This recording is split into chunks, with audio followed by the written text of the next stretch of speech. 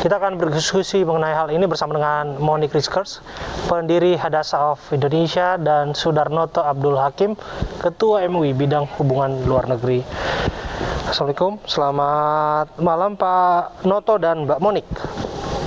Waalaikumsalam warahmatullahi wabarakatuh. Ya, saya ke Pak Noto terlebih dahulu. Pak Noto masih konsisten ya dengan pernyataan bahwa meskipun baru dibuka selama seminggu, sudah waktunya cepat-cepat ditutup saja museum itu. Ya, insya Allah kami konsisten dengan pandangan kami.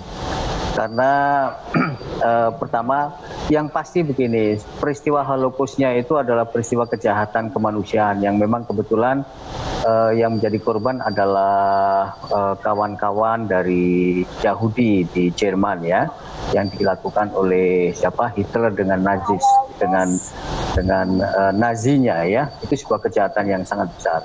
Dan ya memang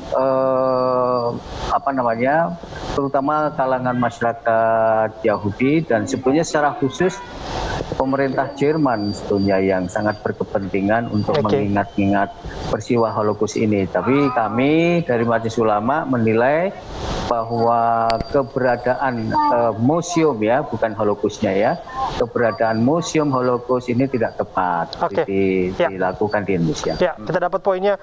Kita ke Mbak Monique.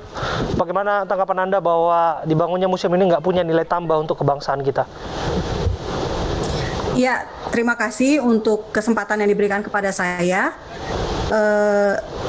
Holocaust itu adalah bagian dari sejarah dunia dan sudah diterima oleh banyak negara sebagai salah satu materi edukasi tentang keberagaman, tentang bagaimana toleransi dan anti rasisme.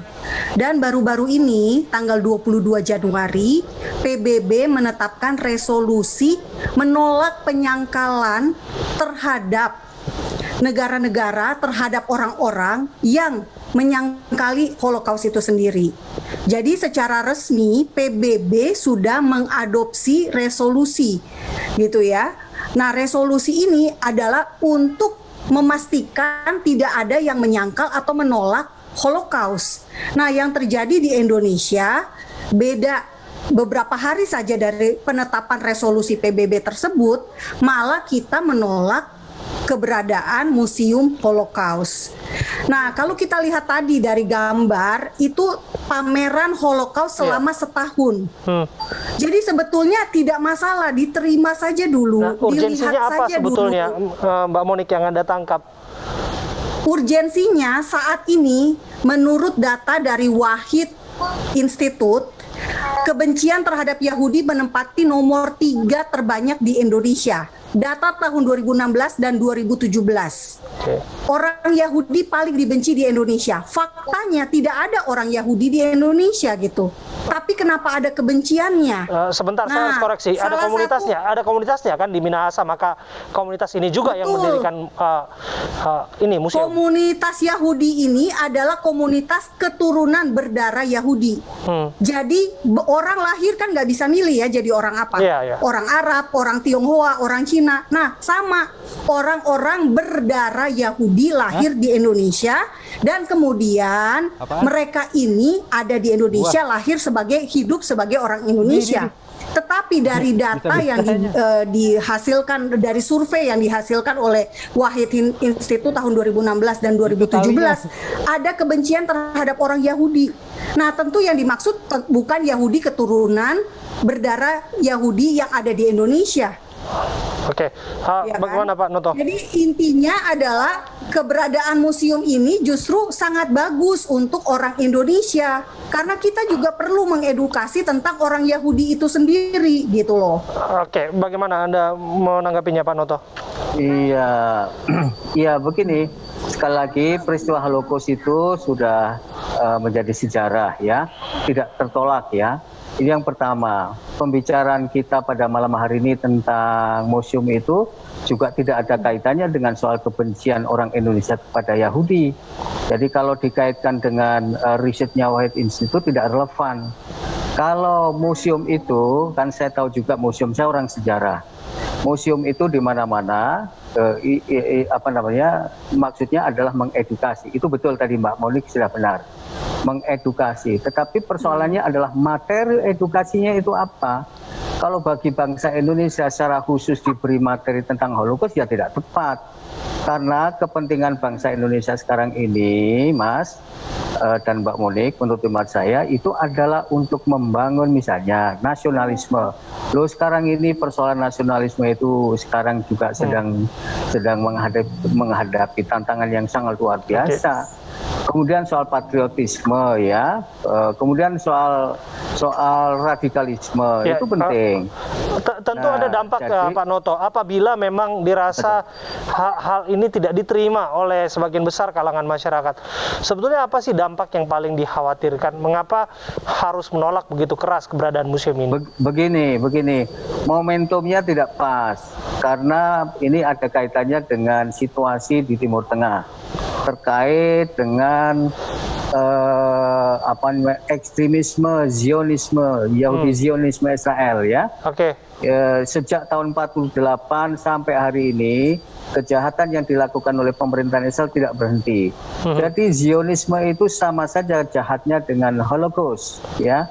Nah, karena itu dan semua orang masyarakat internasional itu sudah tahu bahwa bangsa Indonesia itu adalah bangsa terdepan membela hak kemerdekaan Palestina.